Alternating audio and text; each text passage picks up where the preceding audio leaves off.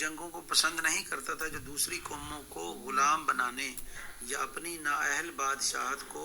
مضبوط کرنے کے لیے لڑی جاتی تھیں۔ بلیک کو ان فوجیوں پر بہت ترس آتا تھا جنہیں ایسی جنگوں میں استعمال کیا جاتا تھا۔ وہ کہتا ہے کہ ایک بدقسمت زخمی فوجی کی جو فوجی کی چیخیں ہیں وہ اتنی خوفزدہ ہیں کہ وہ بادشاہ کے محل کی دیواروں کو چیرتی ہوئی جو ہے وہ پہنچ جاتی ہیں۔ اس کے بعد آخری اسٹینزا میں وہ کہتا ہے کہ but most through midnight streets I hair,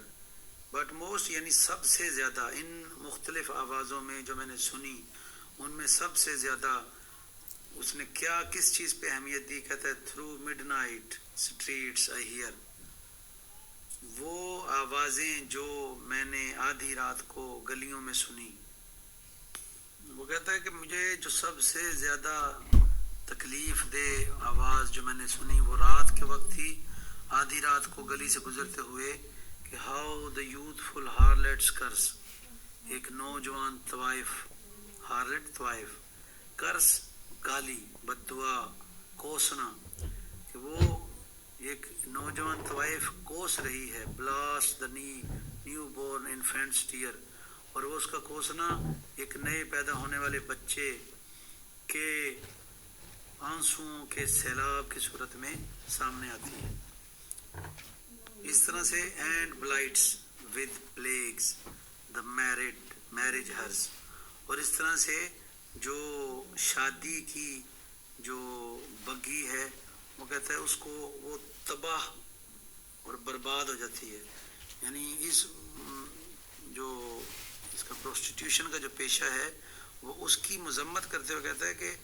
اس طرح سے یہ جو شادی کا مقدس جو ادارہ ہے، جو انسٹیٹیوٹ ہے، وہ اس مذموم پیشے کی وجہ سے تباہ ہو جاتا ہے۔ یعنی وہ جو طوائف اپنے بچے کو کوس رہی ہے اس کے بارے میں وہ یہ مطلب کہنا چاہ رہا ہے کہ ان کے جو ناجائز مطلب تعلقات کی وجہ سے جو بچے پیدا ہوتے ہیں ان کی دیکھ بھال نہ تو ان کی طوائف مائیں کرتی ہیں اور نہ ان کے اوباش باپ کرتے ہیں۔ جب ایسے بچے روتے ہیں تو پھر ان کی جو طوائف مائیں ہوتی ہیں وہ پریشان ہو جاتی ہیں اور وہ بچوں کو بددعائیں دینے لگتی ہیں۔ اور یہ جو آخری لائن ہے and blights when plagues the marriage hearse, یعنی جو پلیگ ہے وہ تو ایک کنٹیجیس بیکٹیریل ڈیسیز ہے نا، ایک یعنی پھیلنے والی بیماری، تو وہ اب اسی طرف اشارہ، یعنی اس لائن کو ہم اس طرح سے بھی انٹرپریٹیشن کر سکتے ہیں کہ جو ایک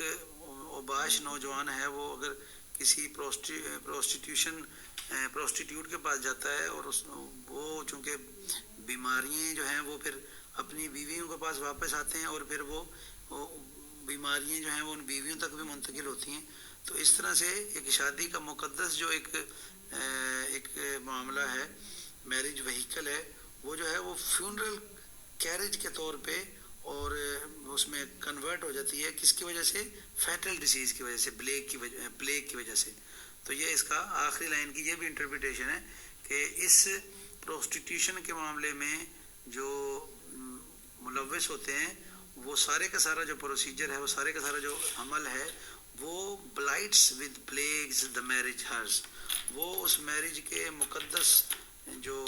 انسٹیٹیوٹ ہے اس کو وہ ایک فیٹل ڈیسیز کے طور پر بالکل تباہ و برباد کر دیتا ہے۔ تو یہ تھی ہماری آج کی پوئم جس کا نام تھا ولیم بلیک کی پوئم لنڈن۔ تو ہم آپ سے درخواست ہے کہ ہائی لینڈ اکیڈمی ٹیوٹوریل کو سبسکرائب کریں اور بیل آئیکن کو پریس کریں تاکہ آنے والی ویڈیوز آپ تک پہنچ سکیں۔ بہت بہت شکریہ۔